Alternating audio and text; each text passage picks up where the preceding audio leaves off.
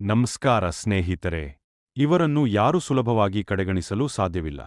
ಇವರು ರಾಜಕೀಯದ ಚಾಣಕ್ಯ, ಕಾಂಗ್ರೆಸ್ ಪಕ್ಷದ ಟ್ರಬಲ್ ಶೂಟರ್, ಕನಕಪುರದ ಬಂಡೆ. ಹೌದು, ನಾವು ಮಾತನಾಡುತ್ತಿರುವುದು ಕರ್ನಾಟಕ ರಾಜಕೀಯದ ಇಂದಿನ ಅತ್ಯಂತ ಪ್ರಭಾವಶಾಲಿ ನಾಯಕ. ಜೂನ್ 3, 2026ರಂದು ನೂತನ ಮುಖ್ಯಮಂತ್ರಿಯಾಗಿ ಅಧಿಕಾರ ವಹಿಸಿಕೊಂಡಿರುವ ಸನ್ಮಾನ್ಯ ಡಿ.ಕೆ. ಶಿವಕುಮಾರ್ ಅವರ ಬಗ್ಗೆ. ಕೇವಲ ಒಬ್ಬ ಸಾಮಾನ್ಯ ಕೃಷಿಕನ ಮಗನಾಗಿ ಹುಟ್ಟಿ ಇಂದು ಇಡೀ ರಾಜ್ಯದ ಚುಕ್ಕಾಣಿ ಹಿಡಿಯುವವರೆಗಿನ ಇವರ ಜರ್ನಿ ಸಾಮಾನ್ಯದಲ್ಲ.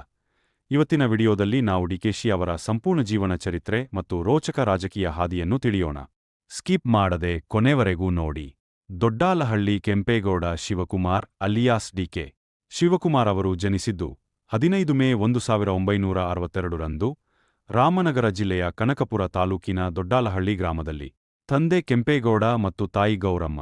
ಒಕ್ಕಲಿಗ ಸಮುದಾಯಕ್ಕೆ ಸೇರಿದ ಇವರ ಕುಟುಂಬ ಮೂಲತಃ ಕೃಷಿ ಹಿನ್ನೆಲೆಯುಳ್ಳದ್ದು. ಇವರ ಸಹೋದರ ಡಿ.ಕೆ. ಸುರೇಶ್ ಕೂಡ ಪ್ರಮುಖ ರಾಜಕಾರಣಿ. ಡಿ.ಕೆ.ಶಿ ಅವರು ಬೆಂಗಳೂರಿನ ಎಸ್.ಜೆ.ಆರ್.ಸಿ ಕಾಲೇಜಿನಲ್ಲಿ ಪದವಿ ಮುಗಿಸಿ ನಂತರ ಮುಕ್ತ ವಿಶ್ವವಿದ್ಯಾಲಯದಿಂದ ರಾಜಕೀಯ ಶಾಸ್ತ್ರದಲ್ಲಿ ಸ್ನಾತಕೋತ್ತರ ಎಂ.ಎ. ಪದವಿ ಪಡೆದಿದ್ದಾರೆ. ಇನ್ನು 1993ರಲ್ಲಿ ಉಷಾ ಅವರನ್ನು ವಿವಾಹವಾದ ಇವರಿಗೆ ಐಶ್ವರ್ಯ, ಆಭರಣ ಎಂಬ 2 ಪುತ್ರಿಯರು ಹಾಗೂ ಆಕಾಶ್ ಎಂಬ ಒಬ್ಬ ಪುತ್ರನಿದ್ದಾನೆ. ಡಿ.ಕೆ. ಶಿವಕುಮಾರ್ ಅವರ ರಾಜಕೀಯ ಆಟ ಶುರುವಾಗಿದ್ದು ಕಾಲೇಜು ದಿನಗಳಲ್ಲೇ. 1980ರ ದಶಕದಲ್ಲಿ ಕಾಂಗ್ರೆಸ್ನ ವಿದ್ಯಾರ್ಥಿ ಸಂಘಟನೆ ಎನ್.ಎಸ್.ಯು.ಐ ಮೂಲಕ ಇವರು ನಾಯಕರಾಗಿ ಹೊರಹೊಮ್ಮಿದರು.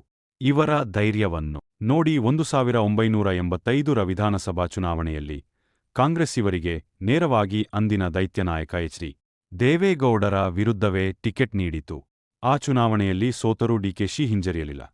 ನಂತರ 1989ರಲ್ಲಿ ಕೇವಲ 27ನೇ ವಯಸ್ಸಿನಲ್ಲಿ ಸಾತನೂರು ಕ್ಷೇತ್ರದಿಂದ ಮೊದಲ ಬಾರಿಗೆ ಶಾಸಕರಾಗಿ ಆಯ್ಕೆಯಾದರು.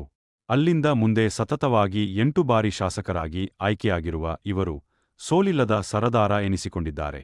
ಎಸ್. ಬಂಗಾರಪ್ಪ ಮತ್ತು ಎಸ್.ಎನ್. ಕೃಷ್ಣ ಅವರ ಸಂಪುಟದಲ್ಲಿ ಅತ್ಯಂತ ಕಿರಿಯ ವಯಸ್ಸಿನಲ್ಲೇ ಸಚಿವರಾಗಿ ಸೈ ಎನಿಸಿಕೊಂಡರು. ಕಾಂಗ್ರೆಸ್ ಪಕ್ಷಕ್ಕೆ ರಾಷ್ಟ್ರಮಟ್ಟದಲ್ಲಿ ಯಾವುದೇ ಸಂಕಷ್ಟ ಬಂದರೂ ಹೈಕಮಾಂಡ್ಗೆ ನೆನಪಾಗುವುದೇ ಡಿ.ಕೆ. ಶಿವಕುಮಾರ್. 2002ರ ಮಹಾರಾಷ್ಟ್ರ ವಿಲಾಸ್ರಾವ್ ದೇಶ್ಮುಖ್ ಸರ್ಕಾರ ಉಳಿಸುವುದರಿಂದ ಹಿಡಿದು 2017ರಲ್ಲಿ ಅಹಮದ್ ಪಟೇಲ್ ಅವರ ರಾಜ್ಯಸಭಾ ಚುನಾವಣೆಯವರೆಗೆ ಶಾಸಕರನ್ನು ರಕ್ಷಿಸಿ ಇವರು ನಡೆಸಿದ ರೆಸಾರ್ಟ್ ಪಾಲಿಟಿಕ್ಸ್ ಇಡೀ ದೇಶವನ್ನೇ ಬೆಚ್ಚಿಬೀಳಿಸಿತ್ತು. 2020ರಲ್ಲಿ ಕೆಪಿಸಿಸಿ ಅಧ್ಯಕ್ಷರಾಗಿ ಜವಾಬ್ದಾರಿ ವಹಿಸಿಕೊಂಡ ಡಿ.ಕೆ. ಶಿವಕುಮಾರ್ ಹಗಲಿರುಳು ಶ್ರಮಿಸಿ 2023ರ ಚುನಾವಣೆಯಲ್ಲಿ ಕಾಂಗ್ರೆಸ್ ಪಕ್ಷವನ್ನು ಬಹುಮತದೊಂದಿಗೆ ಅಧಿಕಾರಕ್ಕೆ ತಂದರು. ಮೊದಲು ಉಪಮುಖ್ಯಮಂತ್ರಿಯಾಗಿ ಜಲಸಂಪನ್ಮೂಲ ಹಾಗೂ ಬೆಂಗಳೂರು ನಗರಾಭಿವೃದ್ಧಿ ಸಚಿವರಾಗಿ ದಕ್ಷ ಆಡಳಿತ ನೀಡಿದರು.